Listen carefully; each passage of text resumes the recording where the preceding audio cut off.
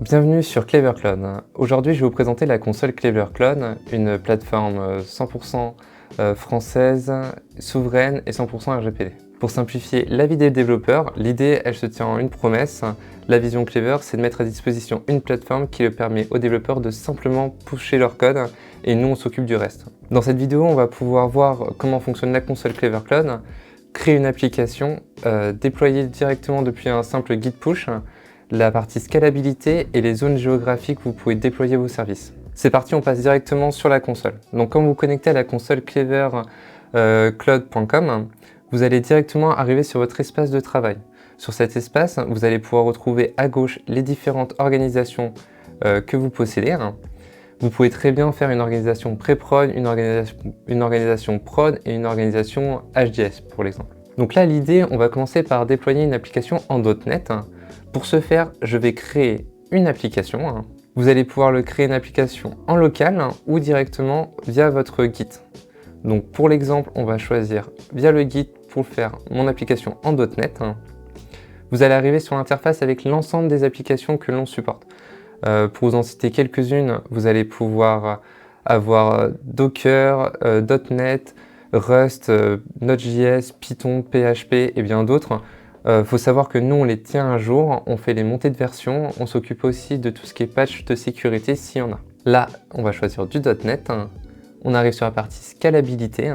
Sur cette partie scalabilité, on va pouvoir l'éditer, on va pouvoir activer l'autoscalabilité et on va pouvoir le paramétrer. Pour l'exemple, vous allez choisir, je vais pouvoir choisir entre 1 et 4 instances.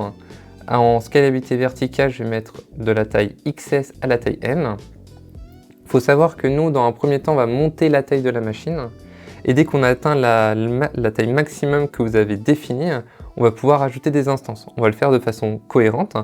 Par exemple, je vais pouvoir choisir la zone de Paris où on a actuellement 3 data centers. Et on va pouvoir déployer chaque instance sur différentes zones. C'est-à-dire que si un des data centers, pour x ou y raison, perd le réseau, on va redéployer instantanément sur l'autre pour pouvoir pallier cette problématique. Donc là, j'ai choisi Paris, je vais la créer.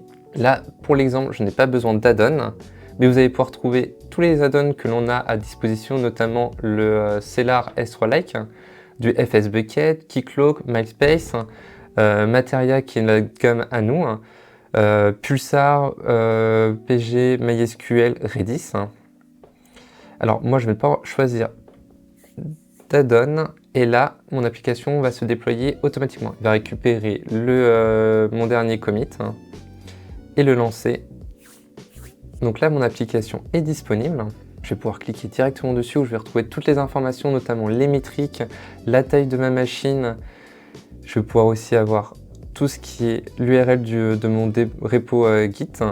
Je vais pouvoir retrouver le nom de ma machine, je vais pouvoir notamment corriger mon erreur où j'ai mis démo YouTube, la zone de mon serveur. Je vais retrouver aussi la scalabilité, où là je vais retrouver les différentes zones. Les variables d'environnement qui vont me permettre de faire des configurations, notamment par exemple si je veux fixer une version. Je vais retrouver l'ensemble de mes logs, de mes métriques. Pour les métriques aussi, je vais retrouver sur mon espace, via les métriques avec Grafana, je vais retrouver le nom de CPU, RAM, d'instance.